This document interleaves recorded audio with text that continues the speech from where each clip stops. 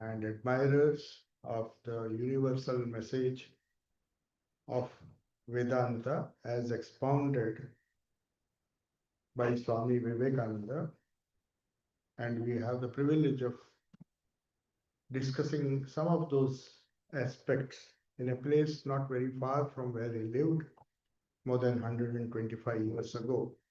It's very likely that he might have even visited, crossed the bridge, and maybe because he loved to go on long walks with his Western disciples, one of whom was responsible for carrying out his mission, a mission which was very dear to his heart, the education of women, complete education, not just secular education, but empowering them through education and spiritual education as well, that which he wanted the women to be empowered, not only in the socio-economic field, but also in the spiritual field. So Sister Nivedita, who was earlier known as Margaret Noble, an educationist of great eminence, even in her young age. So she met Swami Vivekananda not very far. It was in Pimlico she first met, St. George's Drive. And after that, she dedicated her whole life. And there were other English disciples who contributed a lot. One of them is the Xavier couple, Mr. Captain and Mrs. Xavier, who practically spent their entire lives to start a dream project of Swami Vivekananda in the Himalayas, which is known as Advaita Ashrama, where he believed people from all over the world, irrespective of their caste, creed, religion, ethnicity, would gather together and where there would be no formal worship of any kind, just worship nature in its entirety, as the Vedic rishis used to do. So, coming to today's topic, it is based on an ancient philosophy of Vedanta, which literally means the culmination of the thought that the oldest texts on spirituality, that is Vedas. So Vedanta, Anta means the end of the literature which is popularly known as the Vedas, one of the oldest extant literature. And if you see the text, the Vedic texts, they always spoke of harmony. And that's where we come to the first part of the topic. It's a nice topic, and I must congratulate Vayu for this beautiful topic. It has two parts, if you observed. One is Vedanta and as harmony of life. That is one aspect of Vedanta. And the second aspect is Vedanta as a science of human possibilities.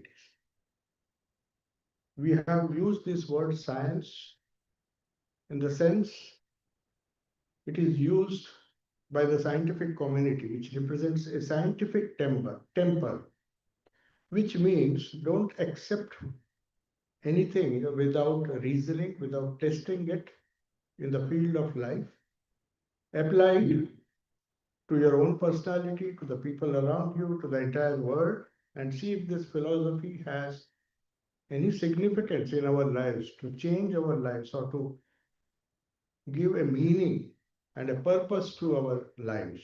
So that is the idea of science of human possibilities. There are many possibilities which humankind has explored, and as the development in the socio-economic development takes place, and also the development in the field of education takes place, we are exploring more and more human possibilities. So science always believes in a systematic approach, believing firmly in what is known as cause and effect.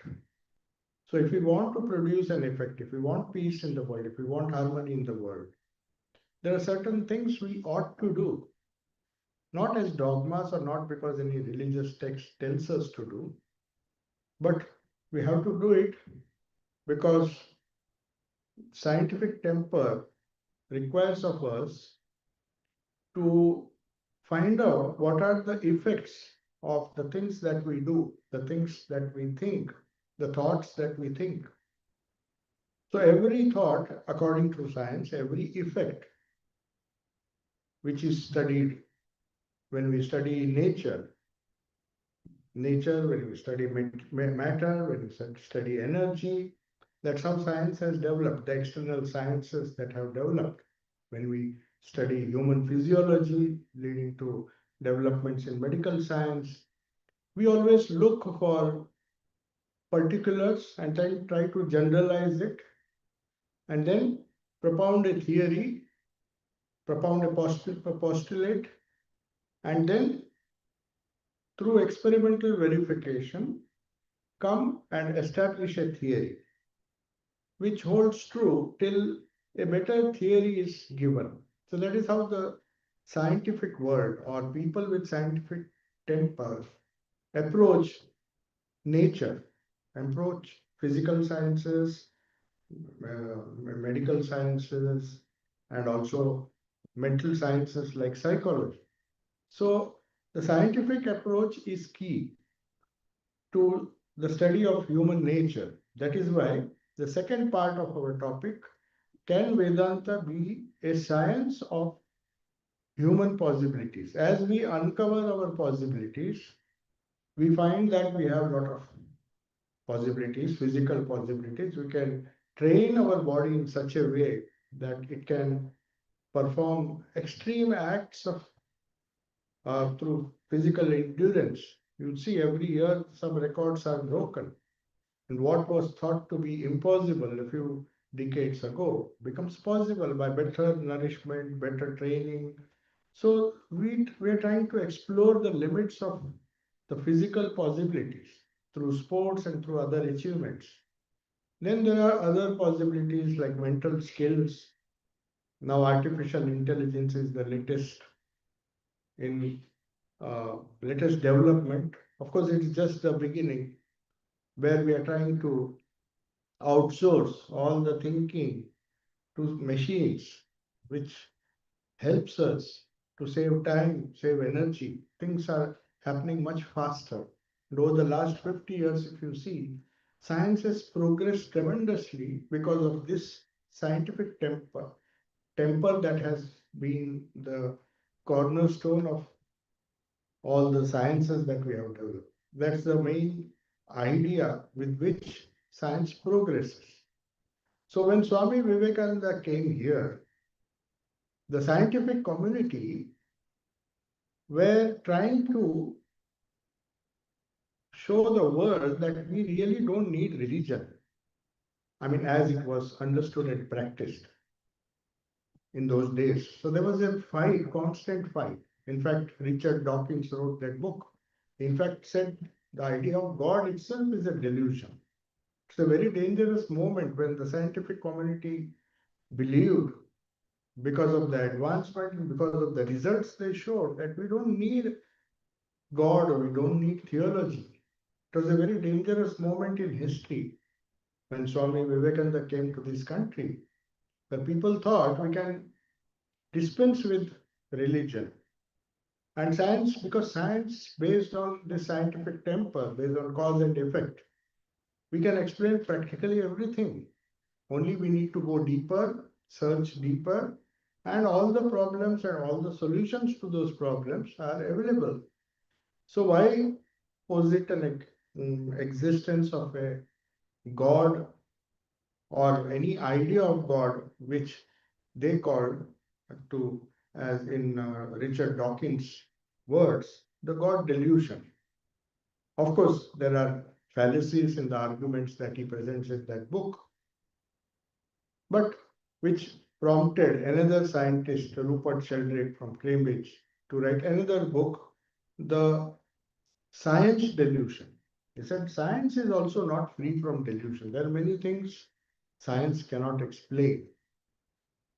They have made progress, no doubt. They can explain things much better after Newton and all the scientific revolution that took place, but everything cannot be explained.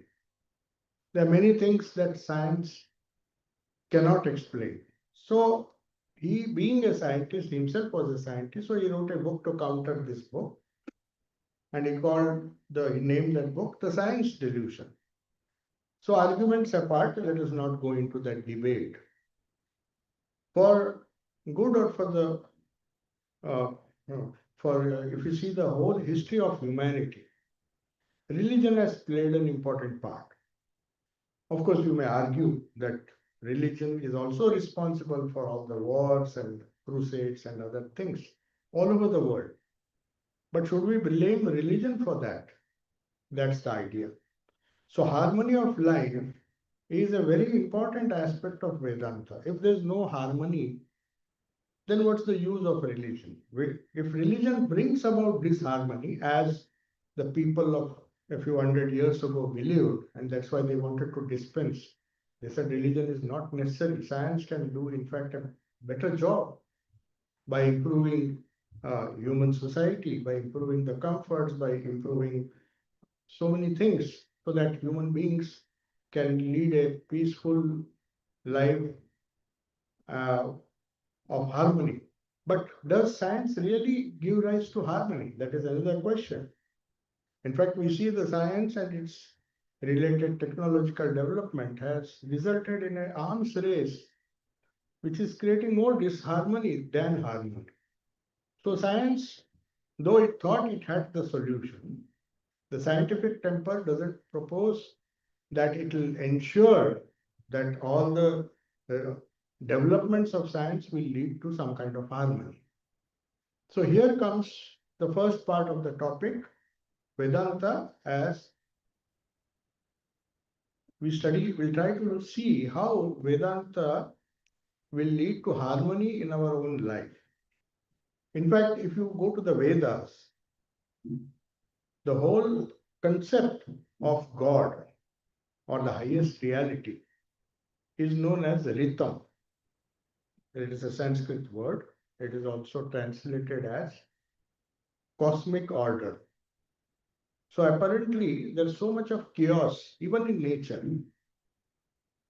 In the midst of that chaos, somewhere there is a cosmic order, which the Vedic rishis, who are, I will not call them rishis, they are spiritual scientists, because they did not just propose something because as a dogma or to be believed and to be followed. No, they said you can test this. When you explore all the human possibilities, you will also find that there is a string of harmony underlying all the apparent chaos that you are seeing around you. So, this idea of harmony in chaos, harmony of life.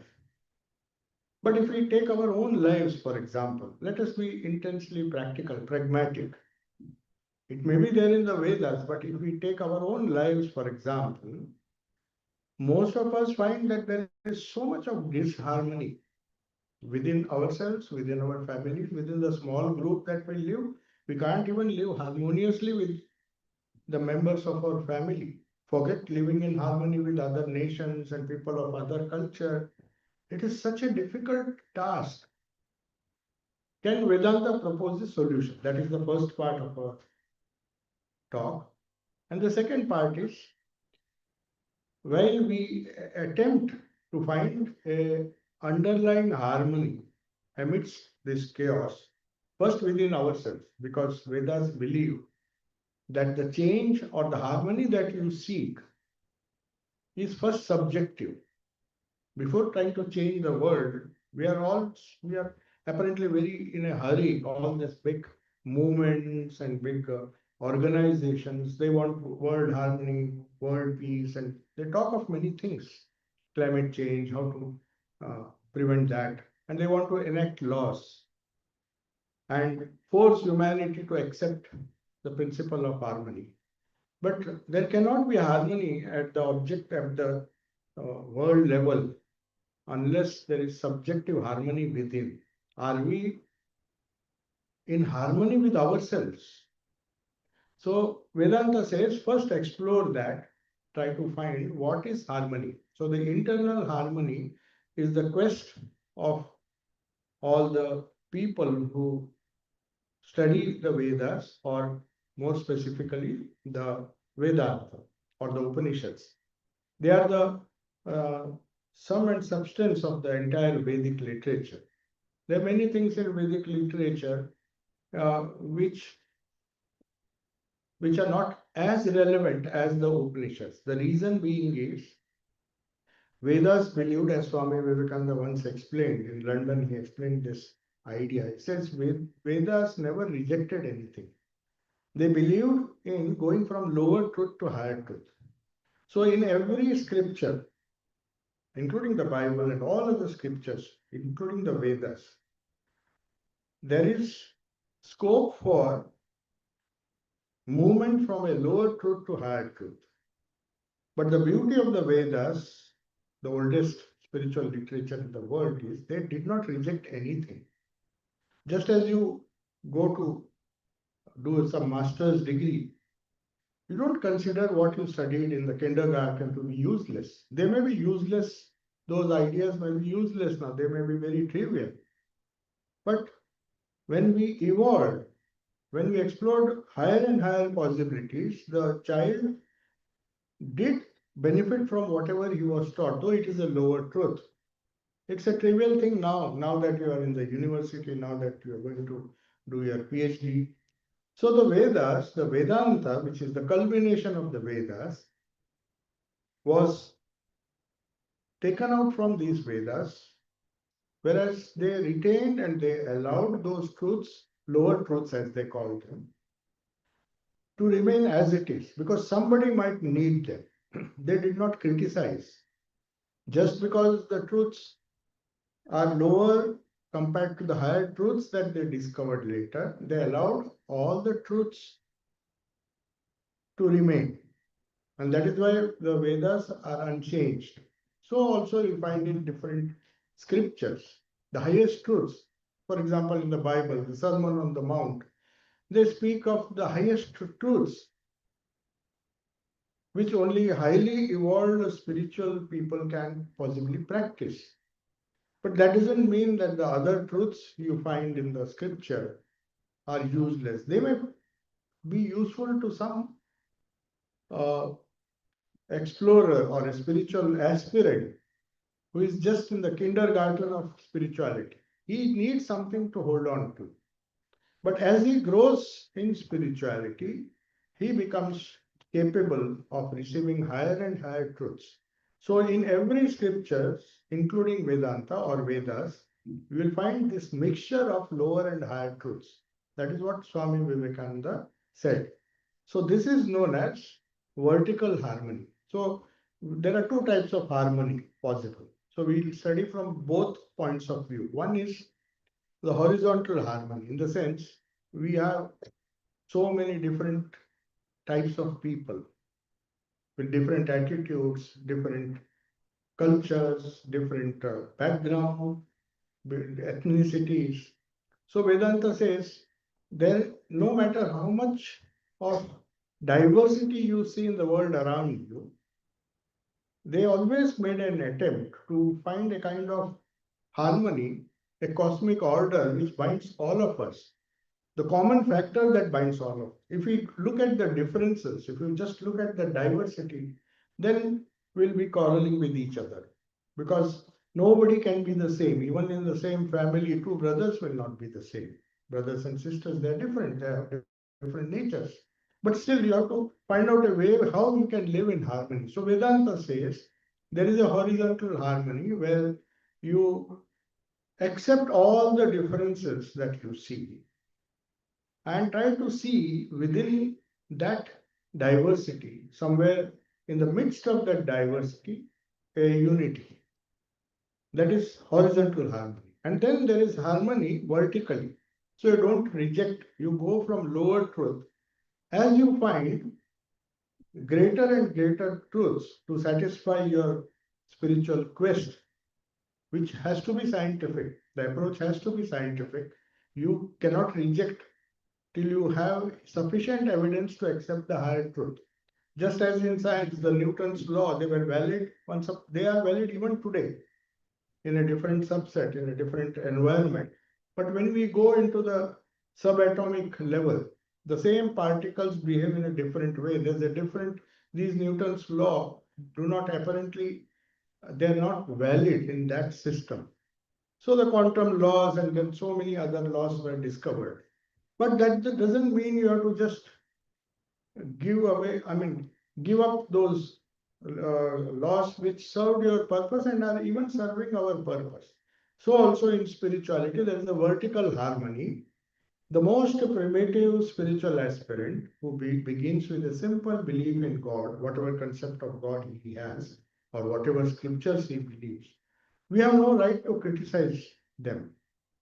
That was what Swami Vivekananda learned from his great master, Sri Ramakrishna, who believed that all paths lead to the same goal. He found the unity in the midst of diversity. And he didn't say that there should be unity at the cost of diversity. That why can't I follow my path? Why can't you follow your path and reach the same goal? That is his philosophy, which Swami Vivekananda said that my master could not criticize anyone. The most superstitious of faiths also he saw in them the capacity to grow and to evolve and accept higher and higher truths. So when you evolve, when you explore higher and higher possibilities, you will find that you'll find somewhere this harmony which you can term as vertical harmony. But there is a harmony when you don't give up the lower truth, you find some higher truth which attracts you because of your mental evolution, because of your spiritual evolution, and you take up that higher truth, but at the same time allow others who are holding on to the lower truth and not just quarrel with them, saying that this is the path, this is the only way, because I am practicing it, I have got enough evidence. But he needs it. The lower truth is equally important. So that is how vertical harmony can be explained. So Vedanta deals with both. One is traveling from lower truth to higher truth, that is vertical harmony, and in the midst of diversity, try to find this unity. So that is the gist of Vedanta, or, or the concept of rhythm, cosmic order. Cosmic order, because it is universal in nature, it is in perfect harmony. That is what the Vedas believe. And it is true. There is perfect harmony till man or any other being chooses to disturb that order. If you see, nature moves in harmony. Everywhere you find thousands of years before human so-called evolution took place in human beings, because of their greed and other things, people disturb the cosmic order.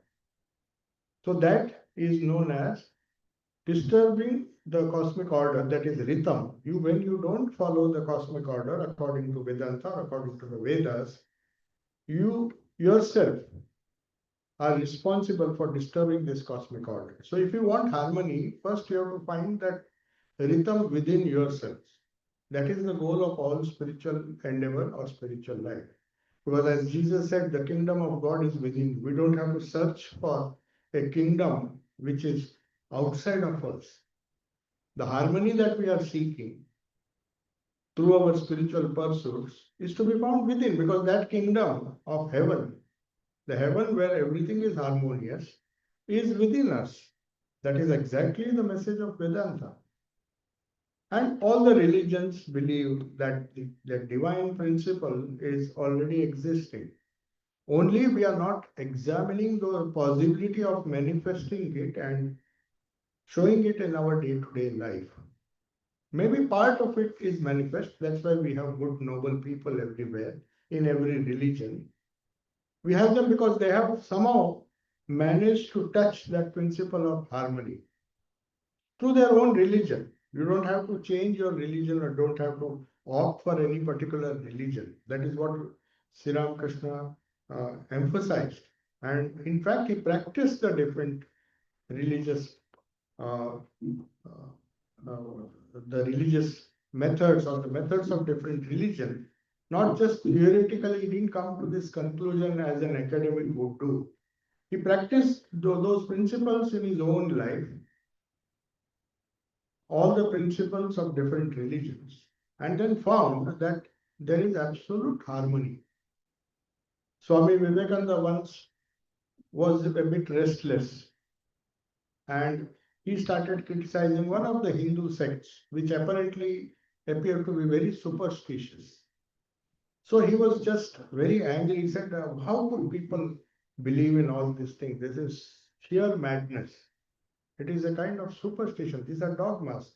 And the sooner we get rid, because people in those days in Calcutta, they were very keen to reform other people. So many reform movements uh, Calcutta gave rise to a lot of reform movements, and everybody wanted to reform his or her own religion. So they thought Hindu religion needs a lot of reform. So they took some elements of different religion and they said, this is good, this is good. But Sri Ramakrishna said, who are you to reform? It's God's wish. There is a cosmic order already in place. You don't have to take the role of the divine and try to uh, reform society. That's your ego, which makes you think that I will change the world, I will reform it because these superstitions have to go.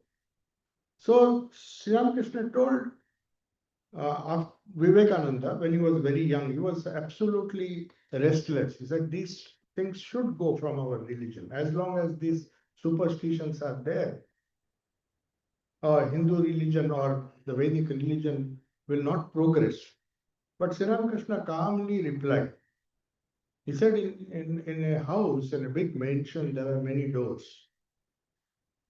And some people may go through the front door. But there may be a back door, a small door. Maybe it is small. But maybe somebody can even enter that mention of God through the back door. So why do you criticize? So he learned a great lesson that day. He said, my master could not criticize anyone, any religion, any religious pursuit, any scripture, any effort to explore the human possibilities. There are different methods depending on the different races, different geographical locations, different ethnicities. Each one is trying, each of these attempts that were made throughout, if you see the history of religion, history of spirituality, you will find an attempt was made to be free somehow, not to be bound by so many limitations that human being found himself, the fear of death. There's so many questions which our science does not answer. If you see Richard Dawkins, there are many things you cannot explain through this cause and effect theory. It confuses even the most intellectual or academic of people among the scholars. Because religion, theology doesn't always have a solution. Though it appears that they propose a solution, but human being is always seeking more and more clarity. So as a scientist, in science, it is definitely allowed. You can question if you can show experimentally that there is a better way to explain certain phenomena, natural phenomena, in a more scientific and in a better way, depending on the new data that is available. We reject the old idea, the old theory. Scientists do not insist. They are not dogmatic that we should hold on to certain theories which have been proved. So there is evidence, experimental evidence, and this scientific temper allows all the scientists to accept truth whenever it is found, and whoever finds it, it's accepted universally. Maybe he gets a Nobel Prize for his discoveries because he has proved it. So that same idea, that same methodology, Vedanta applies. That is why we call it a science of human possibilities. Now, when you talk of harmony, why there is disharmony in our own life. I can give you a very simple example. The life as we lead it, we are juggling with many things. Disharmony is because you have seen how juggling takes place. Maybe there are 5 balls and you just juggle. And then you have to be careful that none of the balls fall down. You have to just be very careful.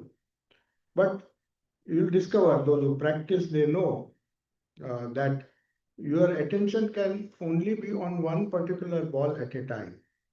If you're focusing on all the balls, then there is a chance that you can't successfully juggle. You have to be focusing on the ball which is perhaps at the top and see where it lands, then the other things automatically you juggle. So Vedanta, if to give this, I'm using this analogy, Vedanta, the scientific approach that they found, that they divided human personality into 5 distinct personalities. Within one personality, we have 5 distinct layers.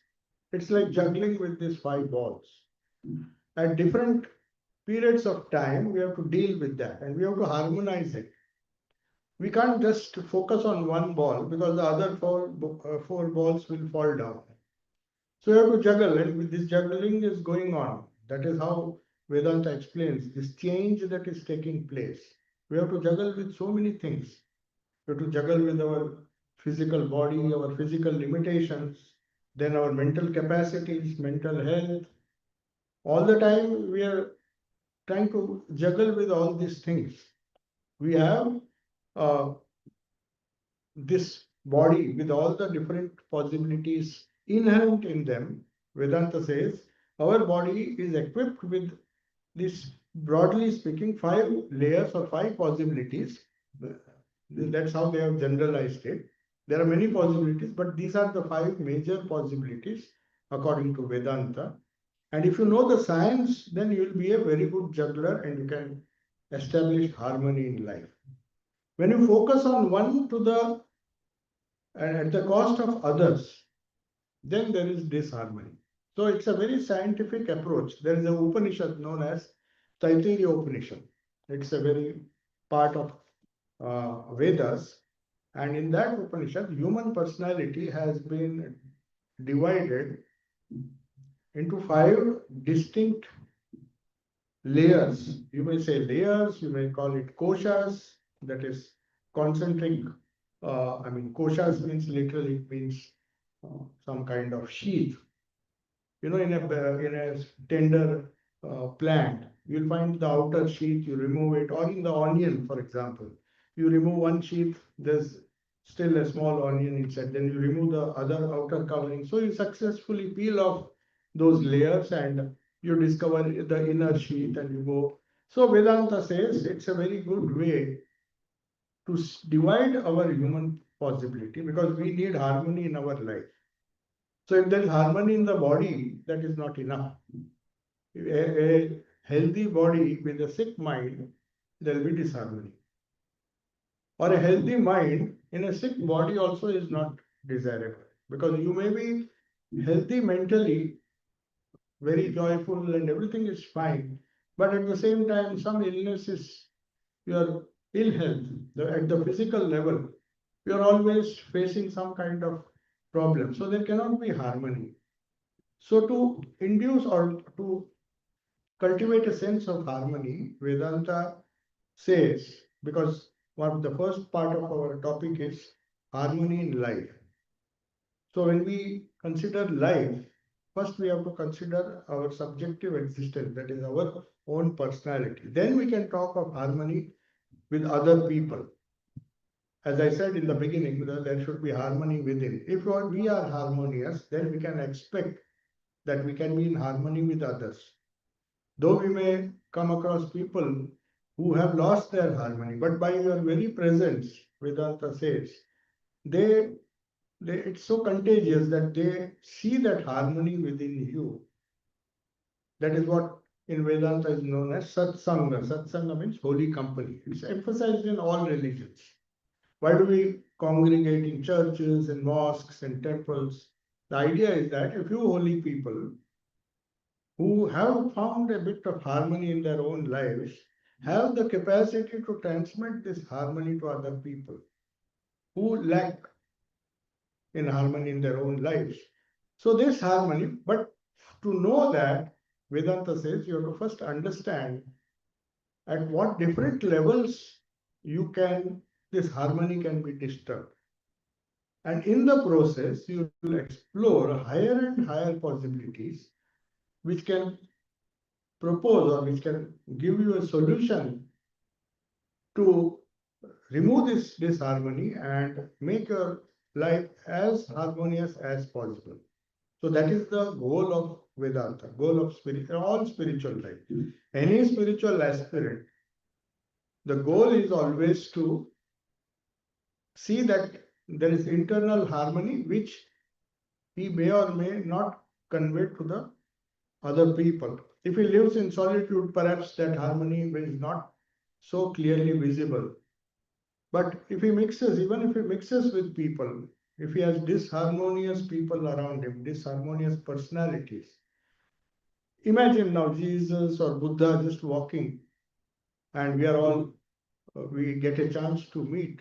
There will be immediate harmony. We don't need sermons, we don't need to do anything. The very presence of these great prophets who have found that inner harmony, or any other saint, will immediately bring a sense of harmony. That is how it is transmitted. That is why when there is disharmony in the world, the Bhagavad Gita says, which is also the essence of Vedanta, Bhagavad Gita is a wonderful text. There are about 700 verses which convey the gist of Upanishads, which is Vedanta. There he says, whenever there is a disharmony, whenever adharma, the word that is used in Hinduism is adharma. Adharma means there is, because of selfishness, because of greed, because of the rise in evil in society, there now and then there appears adharma or disharmony. That is when God has to incarnate, or saints have to incarnate. And that happens, according to Swami Vivekananda, it happens. Every 500 years, normally, more or less, there is this huge wave, tidal wave of spirituality. It was Buddha, 500 years later, was Christ. So every time there is disharmony in a particular area or a particular region, geographical location, a prophet has to appear, a saint has to appear to bring about a semblance of harmony in that culture. This is the universal law of rhythm which I spoke. Vedas say the cosmic order is there. We may see disharmony in certain places. That's why we find these wars. But at the same time, there are some other places where the efforts are made. There is a correction.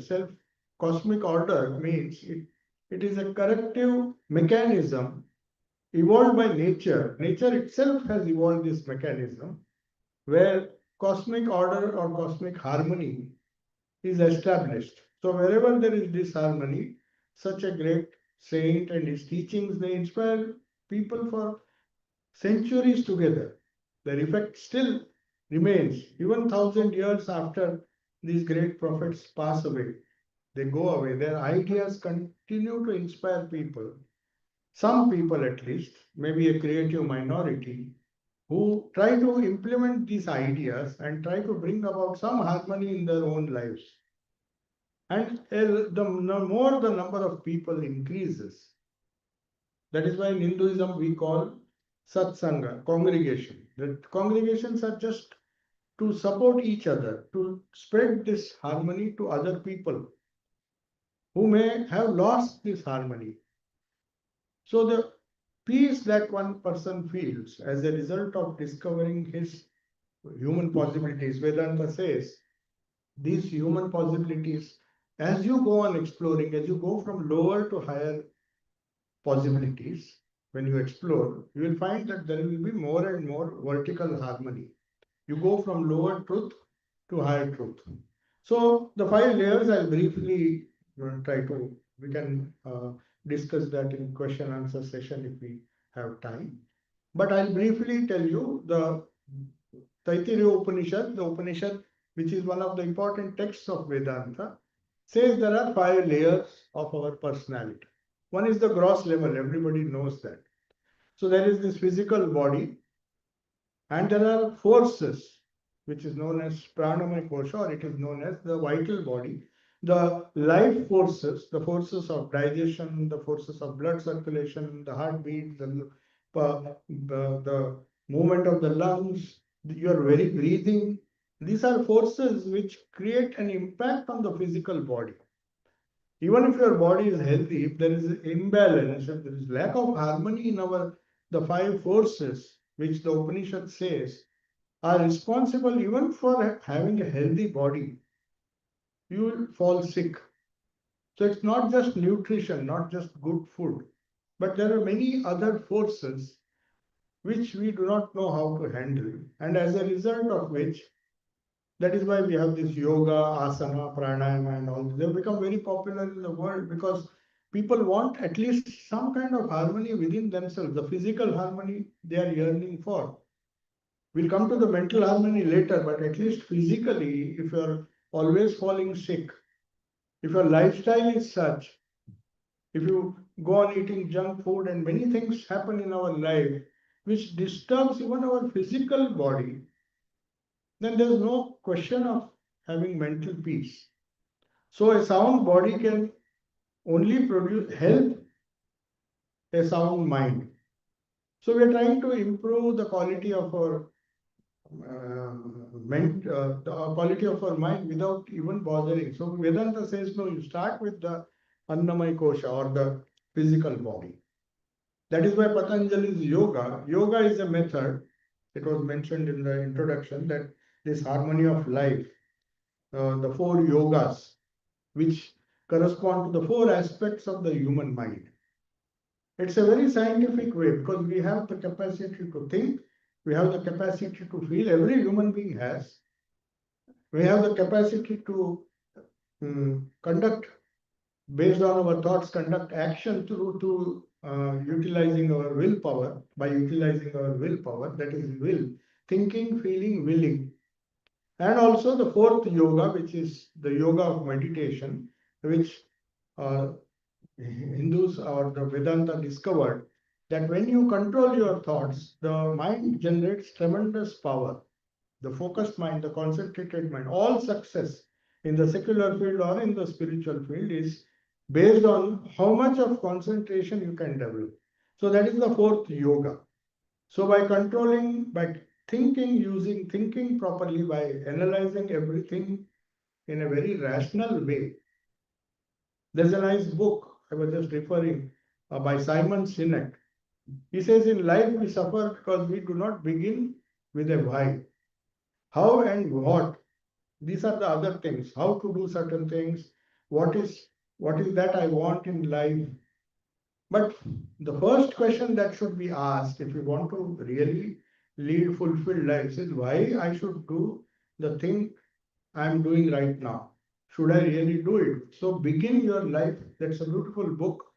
Begin with a why. He found that all the successful people, including the spiritually successful people, they always ask this question. Children do ask this question, but the grown up, the teachers and their parents simply snub them. They are the ones who ask so many creative questions either because we don't know the answers, so we just dismiss them, and then that curiosity, once it is lost, creativity is also lost. So Vedanta always says go on asking questions because that is how you will make progress. That is how you use your thinking capacity, the rational capacity. Ask every time you do some certain things. Should I do it just because Tom, Dick, and Harry are doing it? Why should I do? I should have a very concrete or definite answer for whatever I'm doing. So begin your life with a why. That is the name of this Simon Sinek's book. But Vedanta says you use your vichara, they call it discrimination or vichara, discernment. So that is part of Jnana Yoga, the path of knowledge. So we have the other yoga, path of feeling. We have a lot of feeling, but unfortunately the feeling is placed on people who don't deserve to be objects of that feeling. And that's why we get betrayed, we feel we are betrayed. So if you don't focus that feeling on noble things and noble people like saints, God, so when we direct that feeling towards higher things, we have what is known as the path of devotion or bhakti yoga. That's also an aspect of the mind. So it's very scientific to see that our thinking and feeling go side by side. There should be harmony. Too much of feeling without thinking can lead to superstition. I have a feeling for my God, the God whom I believe in, and then I just, like a fanatic, just go after, but don't use my understanding. What actually shall I gain by my devotion, by my clinging to a particular God through emotion? So that is bhakti yoga. In a refined way, bhakti and jnana or the path of knowledge balances each other. But then, after having these two, Vedanta says there is another yoga which is known as karma yoga, which says that these ideas are good. You have wonderful ideas, but you have to implement them, test them in the field of life. If bhakti yoga and if jnana yoga doesn't help me in my day-to-day professional life, in the life in the household or wherever I live, if they are not applied, the will is not used to convert the frozen thoughts in the brain into concrete action, then they are going to be of no use. So karma yoga was also emphasized. In fact, Bhagavad Gita, Sri Krishna says, it is only through karma, through the active participation, actively converting these thoughts and feelings into concrete actions, noble actions, as Buddha said. Buddha, in fact, focused more on actions. He said, just go on doing good deeds. But Sri Krishna speaks of harmony. He says, first develop better emotions, unselfish emotions, thoughts. Always ask the question why you are doing certain things. Is it motivated by selfishness? Is it motivated by greed? Just try to analyze. And when you do that, you combine the three yogas. And finally, to succeed in life, we should have the capacity to control our thoughts. Most of our problems arise because our minds are restless. With that restless mind, we can't do any good, even in our professional life. You must have seen that. It is when the mind is disturbed, when you are not able to control your mind, no matter how talented you are, how many skill sets you have, you cannot simply focus. And that's why people fail, both in secular as well as spiritual life. So, Raj Yoga or the Yoga of Meditation, it's a beautiful book which Swami Vivekananda wrote in England. It was first published in London. So he thought this is the king of all yogas. Raja means king. So among all the other three yogas are equally important, but Raj Yoga, because without a controlled mind, without a mind which is under our own control, we cannot do well in any subject or any whatever we attempt to do. It requires some kind of calming down of the mind, some steadiness of the mind, where we can be focused on whatever we do, whatever work we attempt. So Karma Yoga, Bhakti Yoga and Jnana Yoga is not possible if one does not lead a meditative life. So through these four yogas, again, we try to create a harmony. And this Panchakoshas in Jnana, in Taittiriya Upanishad, they say physical possibilities can be explored, and we are very good at it because nowadays there's so much of information available on what is nutrition, how to live for healthy living. Many of us know.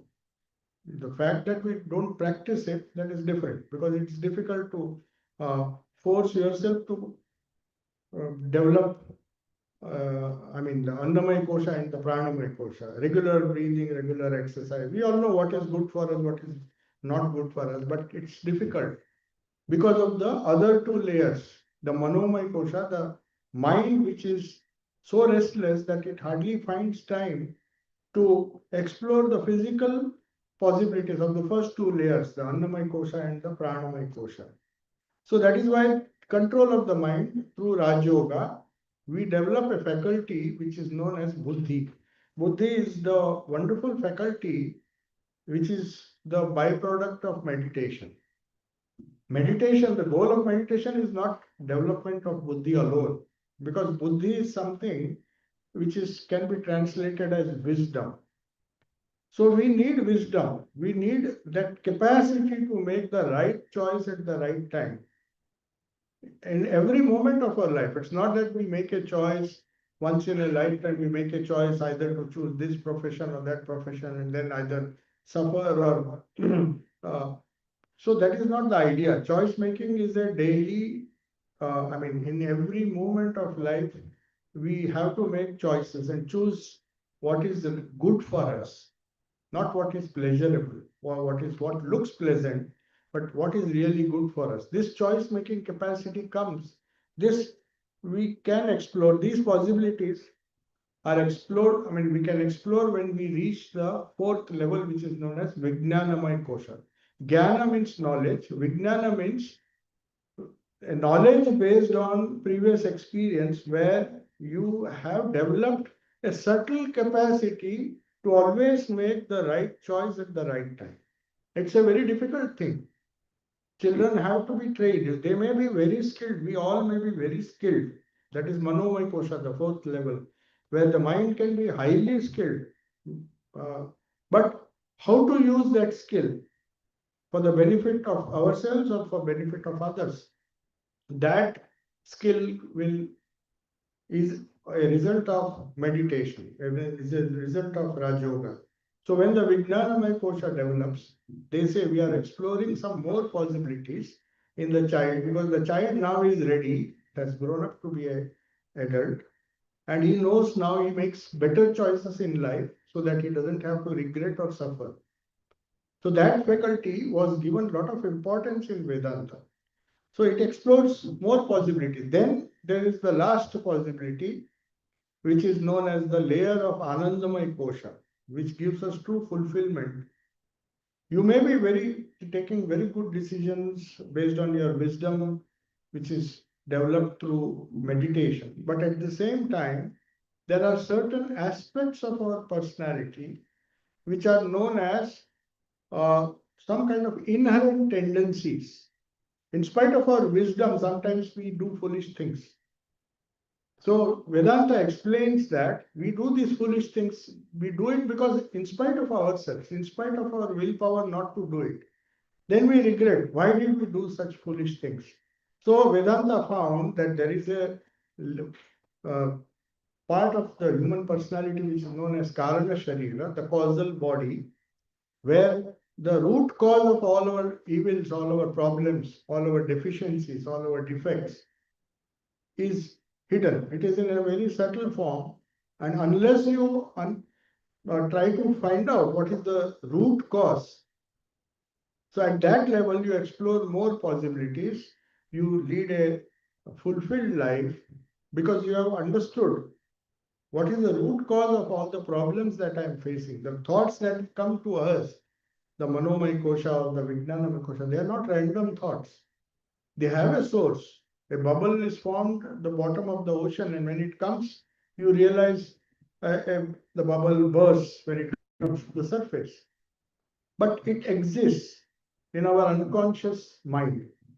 So trying to find out and see that those issues are resolved. Those issues are resolved, and this cannot be done by a psychiatrist. Very often we think psychiatrist can help you find out what are the things in the unconscious which are making you, which are troubling you. He may help you, but the solution is with us.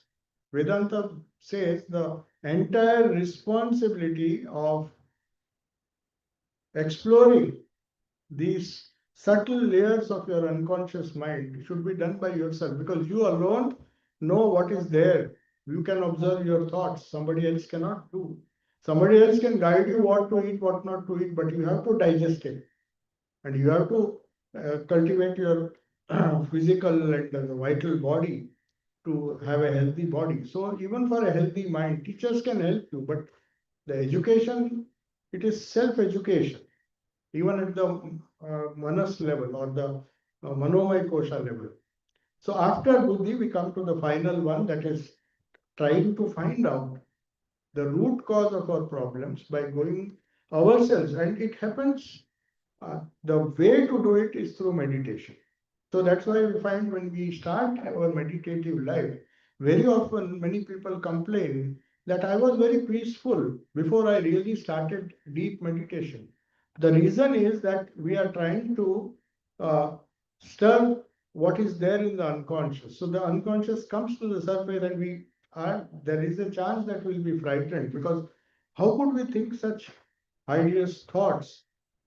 Where were they lying? Because they were lying deep in our conscious mind, unconscious mind. So, through meditation, when we clear the unconscious and all the thoughts come to the surface, and then we are done with it, then we go towards more and more fulfillment.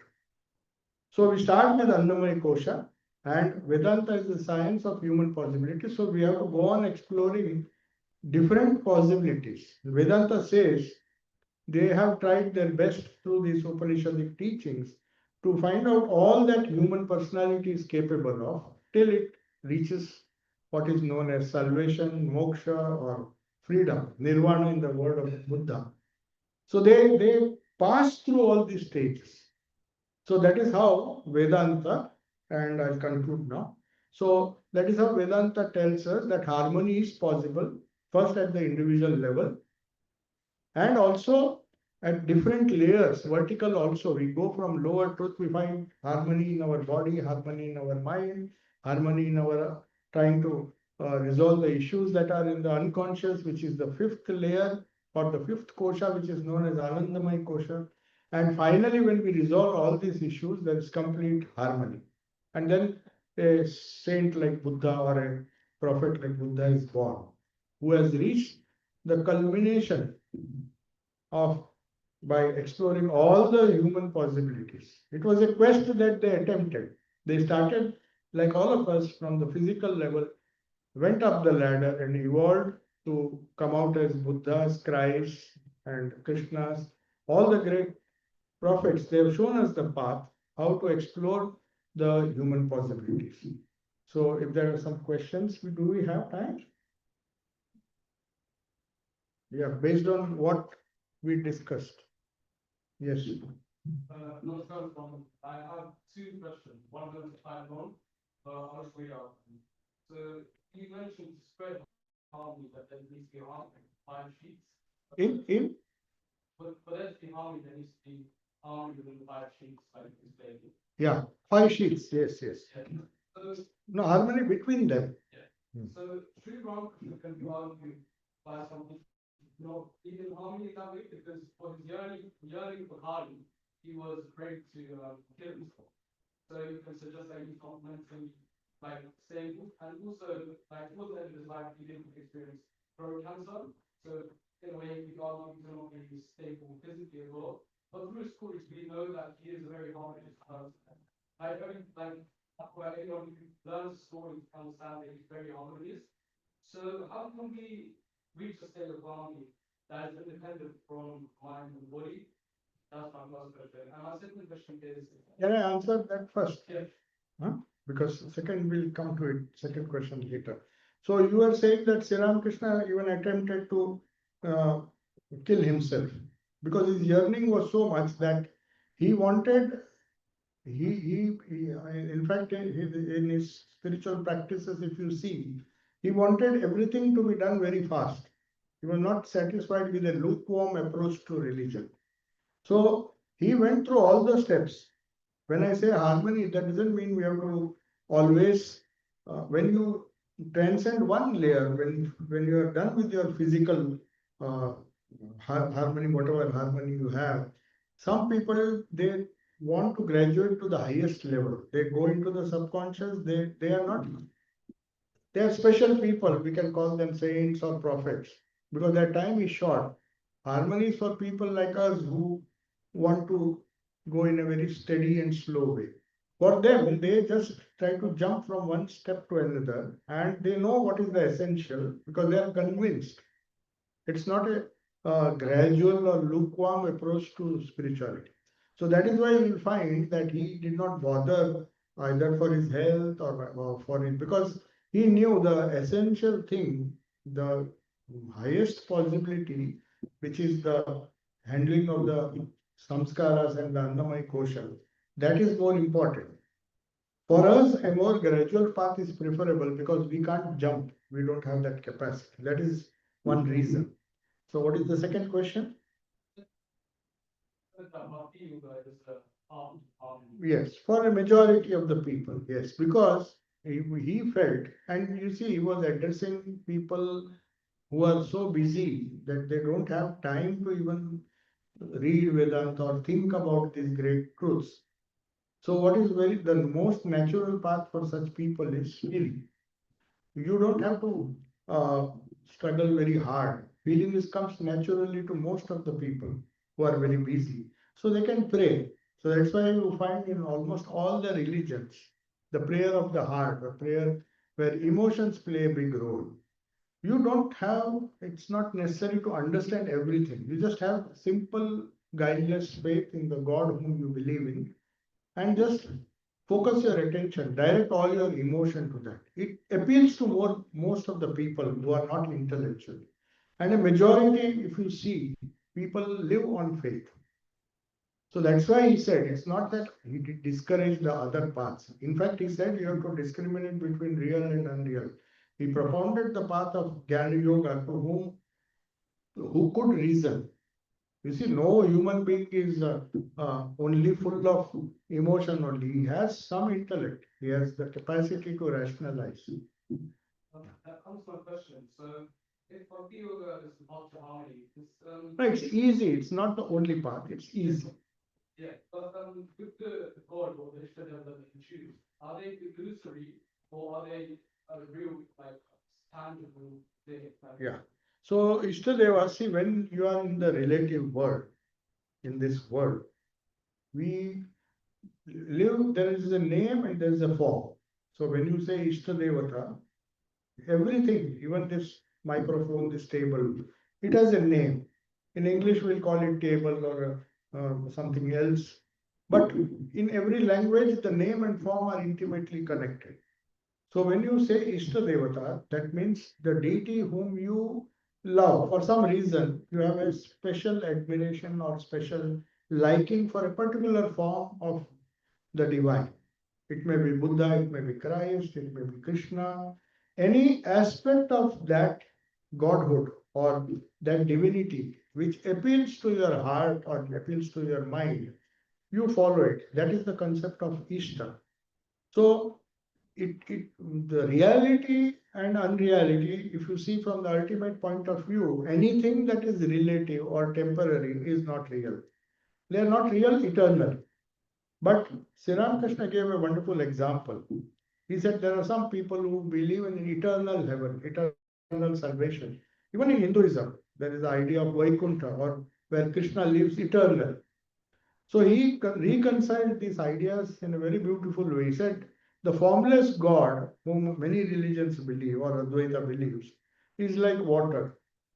And in some places, because of the cooling effect of nature, I mean, because of the cold, it forms icebergs. So it has a form. Does it mean it has an eternal form? No, it will melt into the ocean. But this is something which is original, which you will not find in any scripture. He says there are places, he says, I have heard that there are some places near the pole where the ice never melts. So I mean, if you take this analogy, you'll see that the form can also be eternal for some people. He says, I just believe in this eternal form. I believe in the eternal form of my Father in heaven or Christ. There's nothing wrong in that. Because he wants that eternal form, which is possible. But God can be formless also. Because the form melts when it melts because of knowledge, according to Advaita Vedanta or according to Vedanta, the form becomes formless. When the form which is you see in the iceberg, one day it will melt. but in some places it doesn't match. So all the three things are possible. That's why we have so many faiths. Every faith believes in a different idea of God, and all are equally true. That is the greatest contribution of Ramakrishna. He said, you can't quarrel, you can't tell, because I believe in water, I don't believe in the icebergs. You can't say that. The icebergs are there, the form is there. And that devotee will say, no, I want that eternal iceberg with which has a form. So both we have to reconcile. Only then there will be harmony. Yes? But not this very conclusive, subject matter that you have included the entire topic. And I must say thank you very much. But only one thing is lacking, I thought, the maybe it's my inadequate knowledge which led me to ask this question. No way I found the utterance of the word philosophy or philosopher, verbs is In? philosophy, subject matter. Ah. The subject for philosophy. Because most of the subjects are science nowadays, because science is just not Philosophy is also a science. science. Science of God, or you may say science of human being. But that philosophy has not been here in establishing the what you said, that No. harmony of life, philosophers got a great role, and philosophy. I know, but that is not really included. no, I deliberately did not. Just my misunderstanding. No misunderstanding. You are correct. But I am defining philosophy as a science of human being. If you define it like that, it is also a science. By science, I am not talking only of physical sciences, mind you. I am including psychological, mental sciences. I am including other sciences. Any approach where you believe in the cause and effect theory. Because God has created in the Vedas, rhythm means it is a universal order. Nothing happens in a disorderly way. But why do we see disorder in like chaos? We see chaos, isn't it? Because our minds are chaotic. We are not attuned to the order. So that is a very scientific explanation of philosophy. As far as my knowledge goes, the mind, I'm bringing this subject, it's called Adosho Monomyonto. Huh? Mind control, ideal mind control, human minds, and control ideal, and then only there are certain faculties will come, and one of those. Exactly, that is what I said. Yes. One of them would be the philosophy and philosophers, because the extraordinary power of perception, extraordinary power of understanding, extraordinary power of imagination, Yeah, what I got your point. What you say as philosophy, in India it is known as darshan. We don't have the word in Hinduism, there is no word as philosophy. Philosophy is for academicians. So you can have coffee and philosophy together. Just have philosophy and then over a cup of coffee, just drown it. That is philosophy as it is taught in the universities.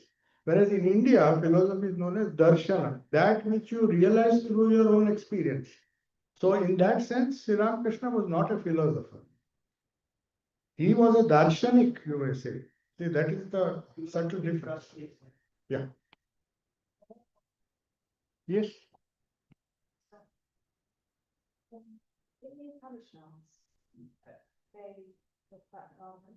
Can you speak a little loudly?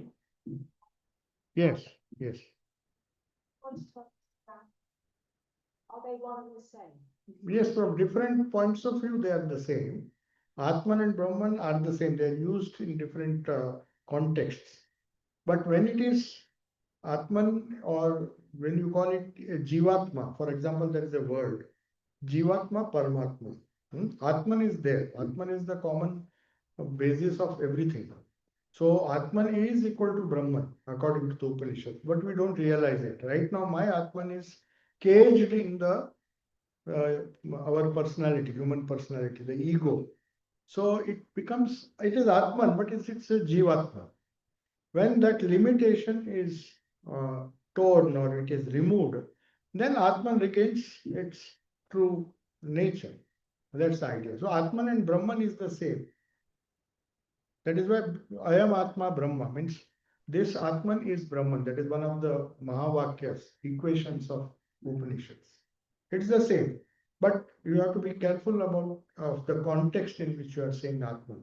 Now, when I say Jivatma, that is me, it implies that I'm talking of my personality, my ego, my understanding, my sharira, all the five shariras. They are encasing that Atman as it were. They cannot encase, but I feel myself limited. When you feel that unlimitedness, then Atman becomes Brahman. That's the idea.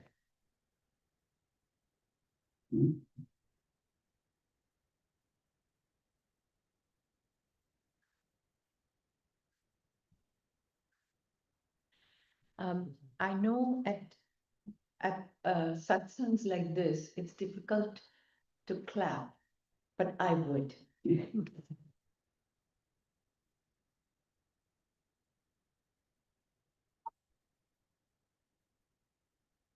Thank you so much, Swami. What you really gave us was the darsana of satsang, because through sitting to being together, through the different layers of human possibilities, you have led us on to a pilgrimage of that self-reflection that we take away with us even when we go outside that door. So like, I know in Bengali, there's that lovely concept of the adda, which is philosophy and coffee. And once the coffee is drunk, we don't know how much of it is practiced. So that is very critical, that idea and praxis of darsana. You see, you experience what these teachings are and the harmony of someone who practices it on a nanosecond of every day. When Swami was talking about juggling, I have seen, and I think that's very much the discipline of the Ramakrishna order, that when you talk of renunciation, you talk of managing everything from the minutiae of what is in the microwave or what is in the larder, to a big group who's coming, to a big discussion, to taking something to UNESCO, to doing flood relief and so on. And Swami has a way of juggling with journals, editorials, giving talks, traveling to Scotland, doing regional, doing local. So these are amazing things. It doesn't just come with a snap of fingers. It is a rigorous discipline. And within all that, there is the great infinity of the eternal love. So we really thank you for that. Thank you so much.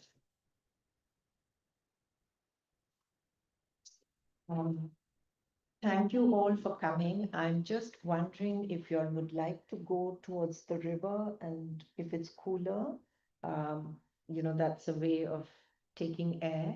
And I will need to start closing the church, if that's all right. And yes, On my behalf, I forgot to thank everyone who's come. Yes, and also Swami wants to say on behalf of Swami and the Vedanta Center, please do take back our thanks to St. Mary's Church as well when you do meet the others. It's a lovely place. Yeah, really. Home of God. Yeah. Is it? It's a really lovely. Especially the river. Yeah. So thank you all so much for, going through a lot of hardship to get here. But I really hope we can have more of these. Swami, if you would also give time, and it's a nice way of us also meeting together in London. Swami does do talks in the Bhavan as well and other spaces in London, but we'd like to see if he can make it more regular here. Thank you all. Do proceed to the river, and I wish I had refreshments, but you're going to have to eat the air by the river. Thank you, my lord.